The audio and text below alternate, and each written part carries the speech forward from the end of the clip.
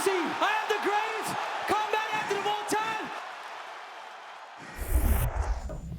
What's up, everybody? Welcome to this episode of Tell the Tape. I'm your host, Henry Cejudo, aka Triple C. And on this episode of Tell the Tape, I am breaking down, that's right, Gilbert Burns, also known as Dorino, versus, that's right, Sean Brady. Not Tom Brady, Sean Brady. This episode is brought to you by the one and only Lifted Trucks. You may be a short kid. You may be 5'4", of twisted steel and sex appeal. But guess what, guys? On the street, about 12 feet damn tall. So you guys make sure to go to liftedtrucks.com and get your lift on. Here we go, man. The veteran Gilbert Burns. 22-7, 6 KOs, 9 submissions, which is crazy, and 7 decisions. I mean, talk about 9 submissions, man. At 170 pounds, to be able to, 170 pounds too, it's the cream of the crop. It's one of the better divisions in the UFC. But for him to be able to get 9 submissions is crazy. Obviously, 5'10", reach, 71-inch reach advantage, and obviously we got her.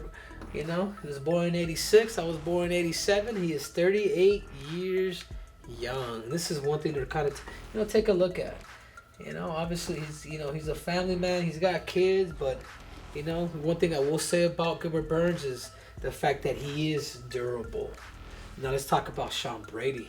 16-1, or should I say 16-1.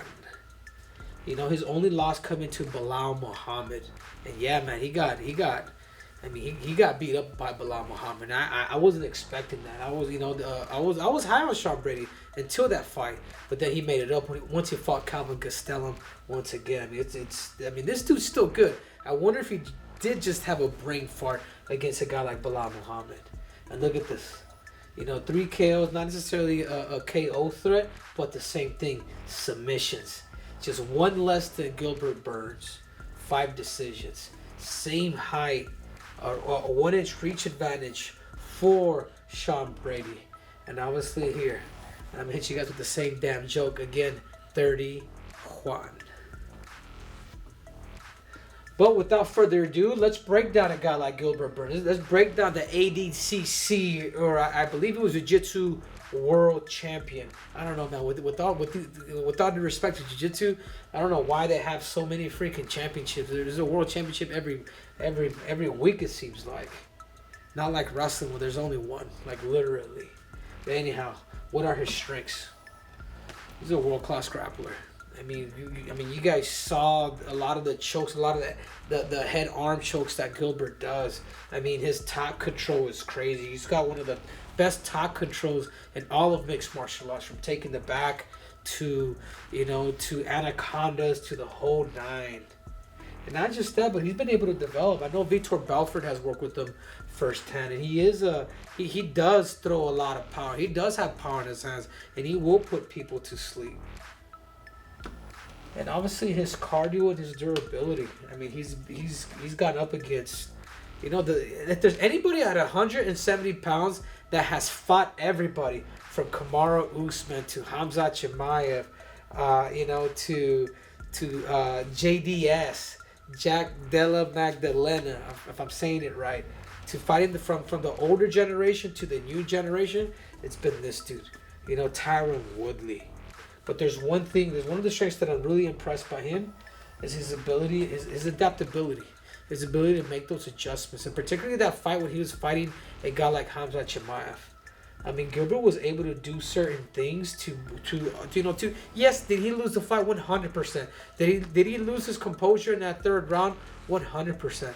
But to be able to take Khamzat Chimaev when he was the boogeyman and adapt in that fight says a lot about a guy like Gilbert Burns. But without further ado, you have to talk about his weaknesses. It's his head movements. He'll throw a lot. His head's always kind of like centered here, and I feel like if he can just tilt and do small little steps, it will change everything. But it's just a habit. It's a bad habit that he does have. We all have, but and particularly him, because there's a lot of tape on him. He doesn't move his head as he shoots, as he hits. And at times, I will say this, he will get emotional, and he will lunge a little bit too much. The same reason why, JDS caught him with that knee to eventually get the finish. And there's one thing, I don't have an issue with looping strikes, but when you overdo everything that's always just looping, there's things that come down the middle, down the pipe, that could get him in trouble against fighters that are snipers. So a little bit of too much of looping strikes, and I would kind of limit that. And then start going straight. Open to striking counters when shooting. At time he will. I go back to him being lunged in. I go back to that JDS match where JDS caught him with that knee. He could really work. He could do a better job of working on his entries. You know what I mean by entries? I mean by fakes, feints, composure, not moving so damn much. Like doing things, being a lot sneakier than the average Joe. And Gilbert has that. And a lot of it is just concept. But I will say this, man. The dude has heart. But without further ado, because it's Sean Brady, I'm going to give him the nickname, the Heisman. Well, whatever his nickname is, I mean, I'm going to call him the Dragon, dude, because he's got all kinds of tattoos. I think he has like a dragon or a crazy something on his back. I forget. Anyhow, what are his strengths? Good timing on clinch entries. He'll do a really good job, man, of jumping into clinches and eventually start striking from it.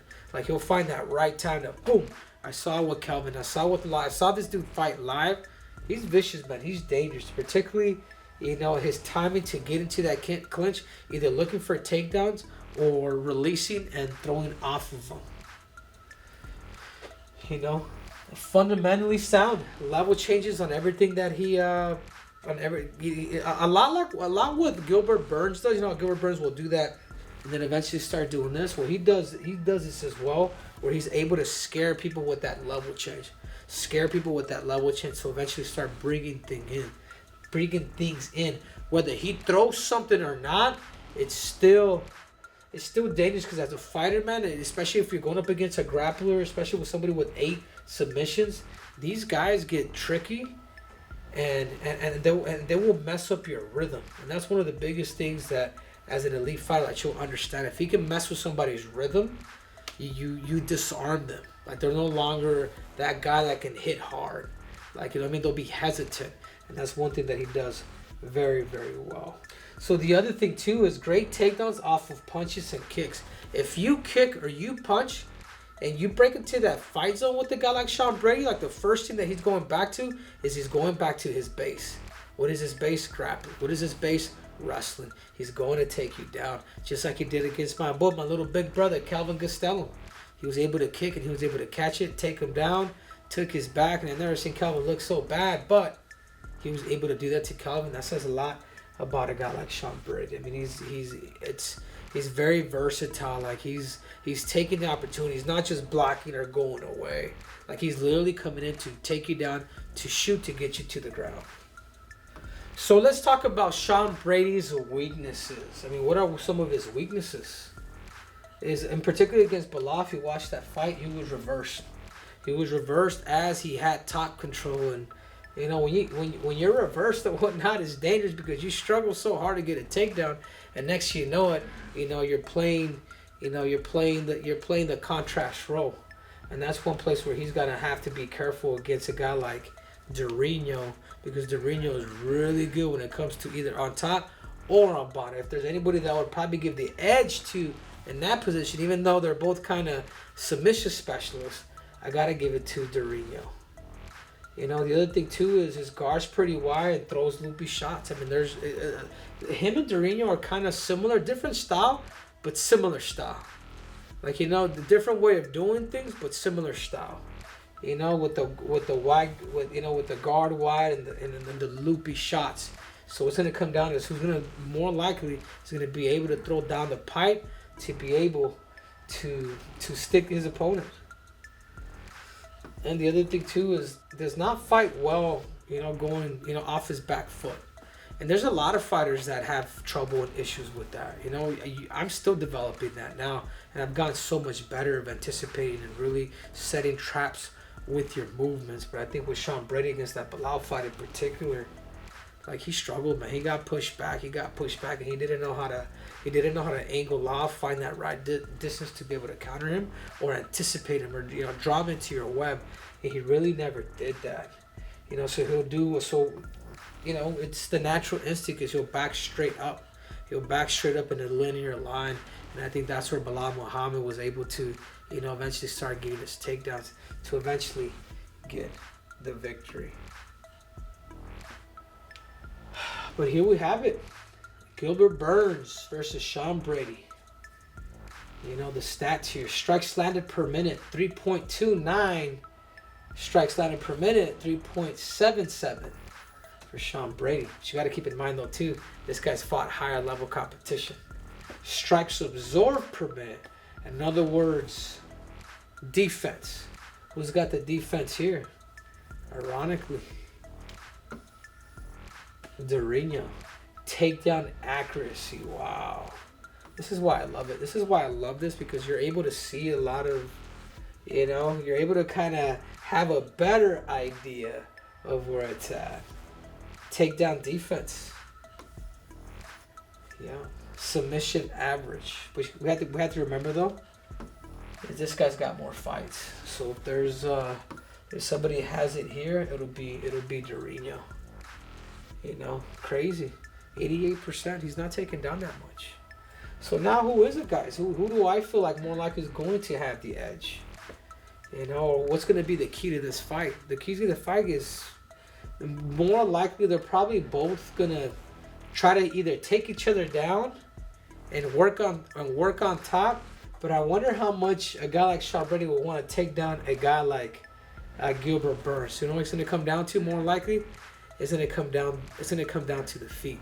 Is who's going to be able to do some work here. So then the advantage, in my opinion, yeah, they may get takedowns here and there, but I think overall it's probably going to end up here. So for that reason, I mean, who do I go for, man? It's hard to count out a guy like Sean Brady, you know, being 31 years old, and obviously Gilbert Burns. Gilbert Burns, who's been around for a minute, has fought the who's, and he'll take everybody. You know, I'm gonna leave this up to you guys. I'm gonna leave this one up to you guys. But if there's somebody that's more likely, that's probably favorite, I'm probably gonna have to say Sean Brady. Who am I cheering for? I'm going for Gilbert Burns. But if Gilbert Burns can fight smart and use a lot of those tactics, he can easily get this victory. And again, guys, thank you guys for watching. I'm your host, Henry Cejudo, aka Triple C. And you guys know where I go if I want to lift the trucks. That's right, liftthetrucks.com. You may be a short king. You may be 5'4", twisted steel, sex appeal. But guess what, guys? Out on the street, I'm about 12 feet damn tall. So you guys make sure to go liftthetrucks.com and get your lift on. I'm out!